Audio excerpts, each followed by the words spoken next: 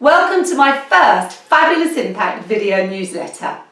Now, videoing to some of you out there may be a little bit daunting, and I've worked with clients that are so worried to get in front of a camera, whether it be to use on a website or they're going to be putting it out there to the public on YouTube, whatever it is, even if it's videoing on family holidays. Well, it's family holiday time now, or holiday time for you to go out there and enjoy yourself. So why not practice? Because it's so important to be the best you can be and have a conversation with the camera. Now, working with various people in the fashion, beauty, fitness industry, and also with people that may be in the financial industry, in other industries that you're in too, you can all have different takes on how you're videoed. Now, I remember working with someone that was absolutely petrified of getting in front of the camera, and he kept running out the room. And eventually, when he did decide to come back in, I said to him, look, imagine that it's your best friend standing in front of you. How would you speak to him? And he said, well, I'd just have a normal conversation with him. I said, absolutely. And that's how it should be to the camera. As I'm talking to all of you now, I'm imagining all of you watching me, whether you're sitting down, standing up, having a cup of coffee, eating your lunch, whatever it is that you're doing. When you're talking to camera, when you're being videoed, you want to imagine you have friends around you. It's a friend in front of you, or your family around you, or whoever it is, because that makes you feel so much more comfortable. Now, the first time I was ever on national television and I needed to look straight into camera, I was anxious too. I thought, oh my goodness, how am I going to be? What shall I do? I need to script this. I need to know exactly what I'm saying.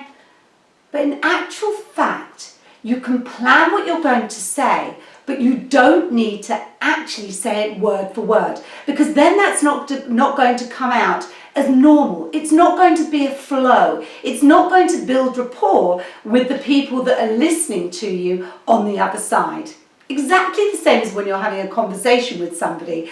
You don't want them to think you're totally scripted and robotic, because if you are, that's not going to get you the responses that you want. So my client started to realise that by talking to his friend, or the camera was his friend, it would be so much more comfortable for him. And it was. And every time I went to see him and we had coaching sessions, he said, Nicci, I was going to use the video camera today. And he made me laugh because he loved it, because he could then see by using the video camera how he was on camera and how much better he was getting. Because it helps you to become the best you can be. And you can practice wherever you are. You can practice at home. I had a client that used to practice in his garage all the time when nobody was around and the children weren't going to bother him. And then we used to practice during our sessions. One of the things that a lot of people tend to do before they're going on camera is they're squeezing their hands and they're twitching and they're nervous, or they'll cross their arms. So it shows that you've got a closed body language and that you're nervous and you're anxious. By having open body language, by having your shoulders back and down, by being relaxed, by looking straight into the camera as though you're talking to your friend, remembering to blink occasionally, because otherwise staring isn't going to make anybody else feel comfortable too. And neither does it make anybody feel comfortable when they're in the audience. By talking slowly, by being comfortable, by allowing everyone else to feel comfortable, by believing in you. By having that belief in you and having that confidence, it's going to enable you to come across so much more relaxed, to enable you to build that rapport with everybody. When I was on national television and I'd overcome the fact that, oh my goodness, this is the first time, I started to feel comfortable because I took a deep breath first. And by taking that deep breath, 1, 2, 3 or 4, whatever makes you feel comfortable, by grounding yourself and by putting yourself in a really comfortable position, by remembering a time that you felt really good. It may have been a meeting that you had that went absolutely brilliantly.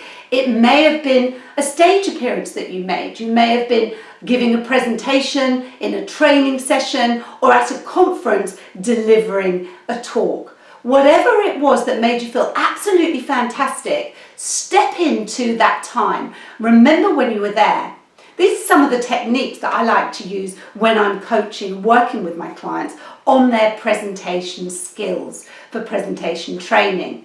Now, I remembered the time when I was on the stage at the David Lloyd Clubs as I was health and fitness presenter at the time, and I was in charge of all the aerobics then. So of course I was jumping up and down and having a great time. I can't imagine you're all jumping up and down now and doing your aerobics at this minute, because you wouldn't be watching me when you were in the gym, right?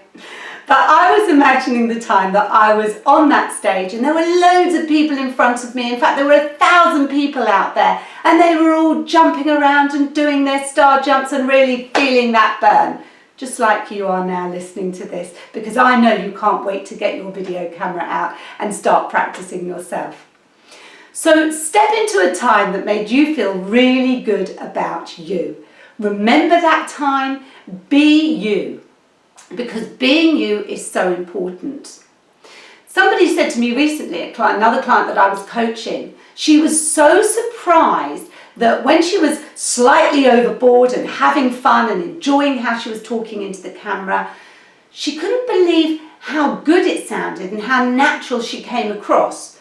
Because when you try, and I hate the word try, I always cross that out, because for me it's all about you can do it and you're going to do it. So when she actually did it, being her, it came across so much more naturally. When she, in her words, tried, that we cross out, it came across so scripted. So you want to be natural. You want to have fun. You want to project yourself.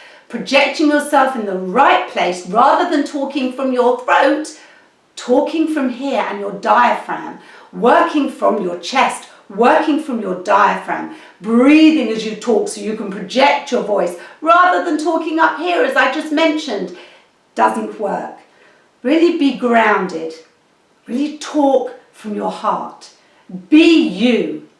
Breathe. Be in control. Don't sound scripted.